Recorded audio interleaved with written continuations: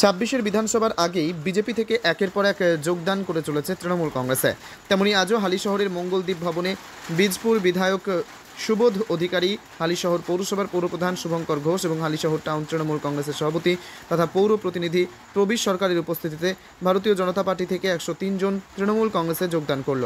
এ নিয়ে প্রায় অনেকবারই দেখা গেল অনেকেই বিরোধী দল ছেড়ে শাসক দলে যোগদান করলেন। দেখুন সবিস্তারে প্রতিবেদনটি। দেখা গেল আপনি ভারতীয় জনতা পার্টি ছেড়ে আজ তৃণমূলে জয়েন করলেন, কি কারণ?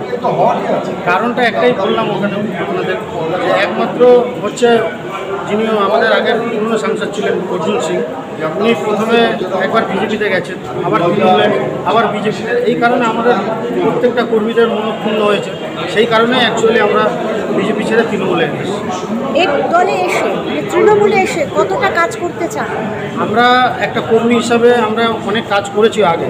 অ্যাকচুয়ালি আমরা আগে তৃণমূলও করেছি, 2009 সাল থেকে আমরা তৃণমূল করি, ঠিক আছে। মাঝে কিছু মনক্ষুণ্ণ হয়েছিল নিজেদের মধ্যে বলে একটা এরকম পরিস্থিতি হয়ে গেছিলো।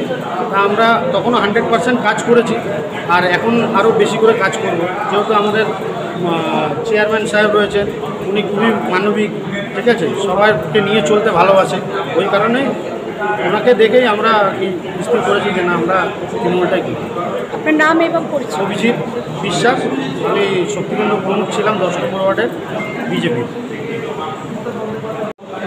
আজও দেখা গেল ভারতীয় জনতা পার্টি থেকে তৃণমূলে জয়েনিং, কি বলবেন এই বিষয়ে?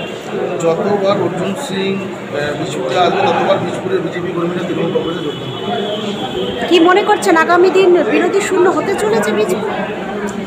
বীজপুরে এমনি মানুষ খুব শান্তিপ্রিয় মানুষ এবং ভালো আছে, তো ডেভেলপমেন্ট হচ্ছে, মানুষ ওই দেখেই বিরোধী দলগুলো ভেঙে তৃণমূল কংগ্রেসে চলে আসছে। যারা জয়েন করলো তাদের একটাই কথা, খুব সুন্দরভাবে কাজ হচ্ছে এই শাসক দলের, তবে যেদিন কাজ হবে না সেদিন কি তারা আবার ফিরে যাবে, এটাই কি মনে করছেন? অবশ্যই না, তাদের সেইভাবে ট্রেন্ড করতে হবে।